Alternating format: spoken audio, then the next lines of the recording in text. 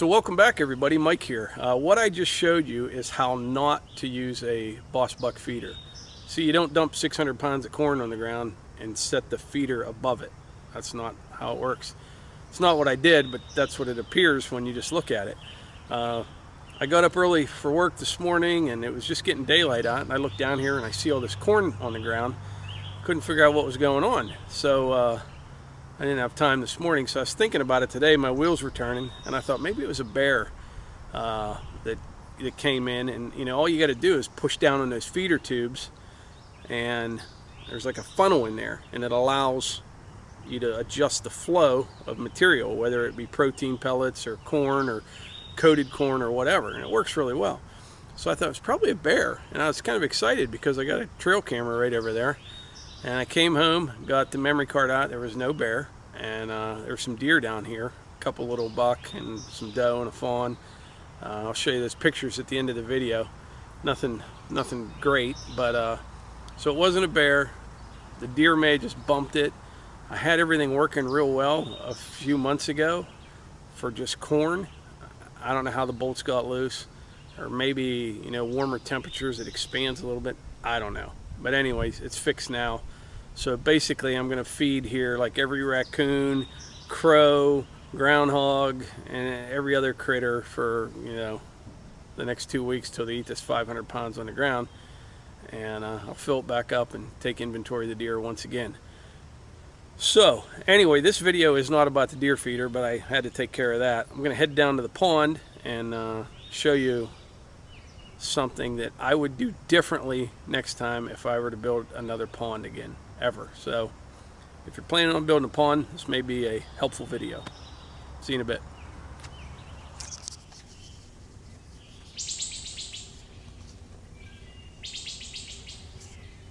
Got a doe right up there, if you can see it.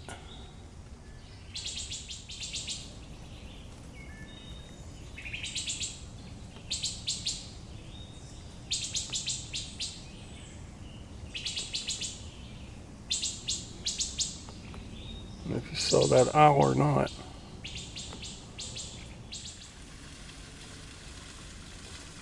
So here's a little pond.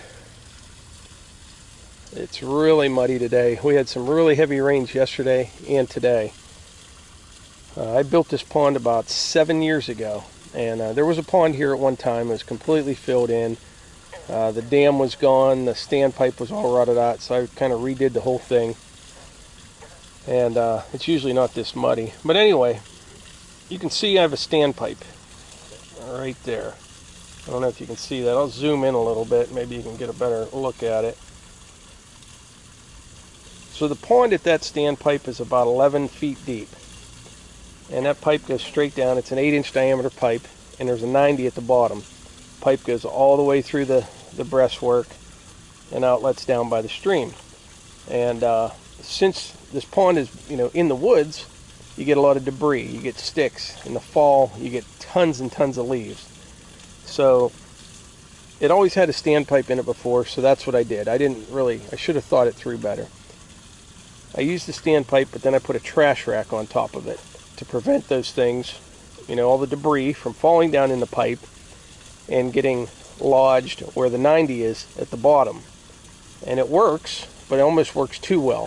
What happens is in the fall, especially in the fall, all these oak trees, I mean, these, you can see it's all woods, and all those leaves, they're like hunks of cardboard, and they come down and they plug up the pipe, the trash rack, and they don't allow water to exit the pond.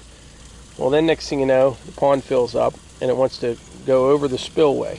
And I had that happen once. It didn't really erode anything, but it's a constant maintenance item. So, but this time of year, I'll put that rack back on because there's not as much debris, and also it'll let the water level come up just a little bit for, you know, end of July and August, whenever we don't get much rain. But then come fall, I got to take the rack off again and hope for the best. There's my little John boat over there. Go get it.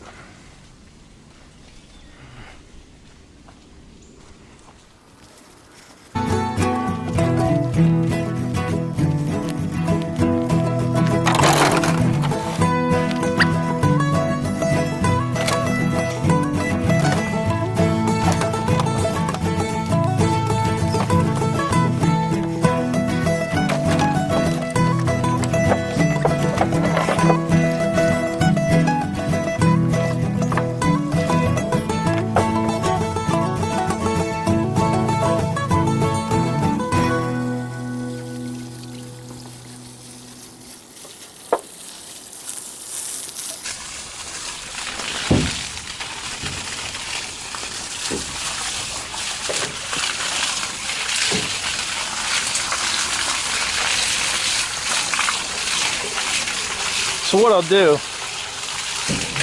I said, this time of year, I like to put this rack back on.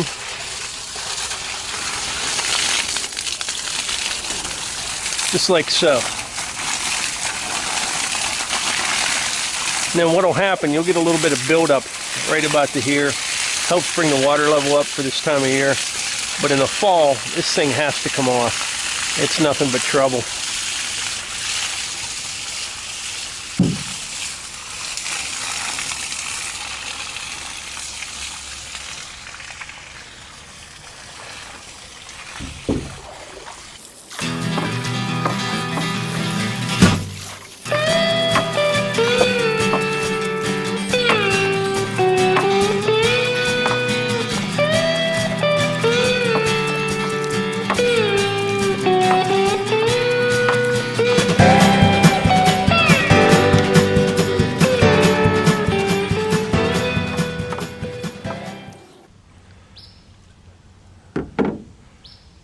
Sometime I need to come down here and get up on the hill there and pull that tree out of here.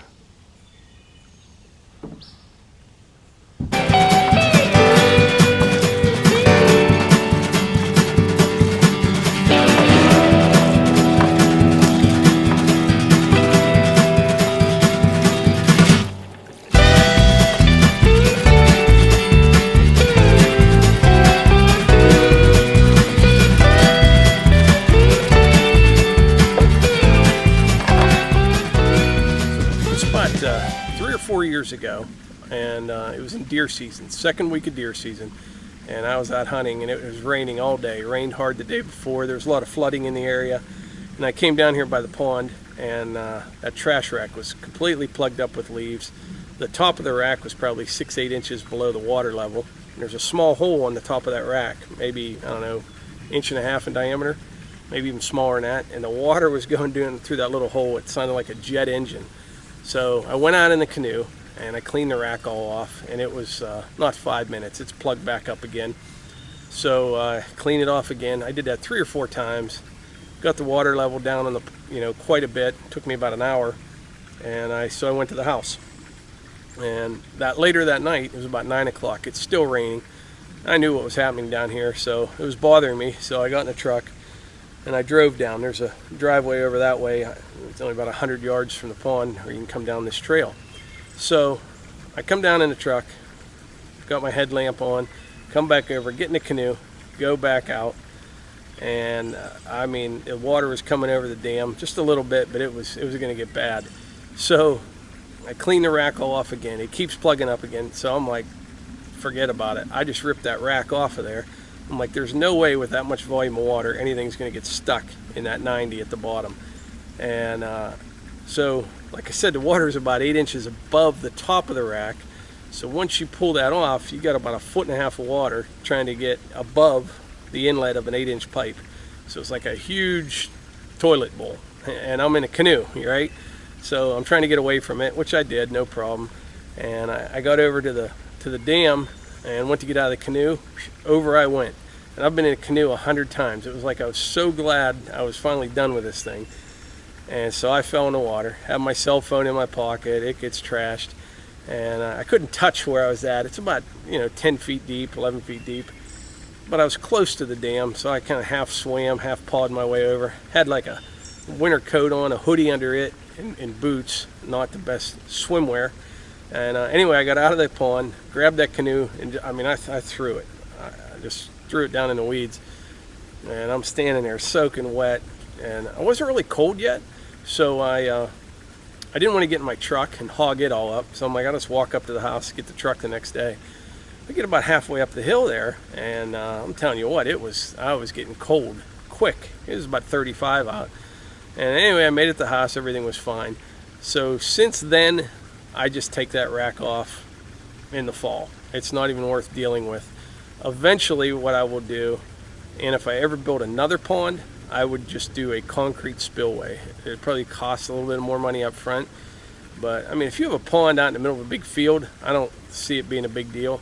But when you have one in the middle of the woods like this, there's just too much debris for that type of rack. Now I have seen other ones where they put an outer ring around it. That's another option there. It keeps everything away from the pipe, and the water actually has to come under that. That's another option, but I would definitely never do this again. Either a spillway or some different type of rack that is less maintenance.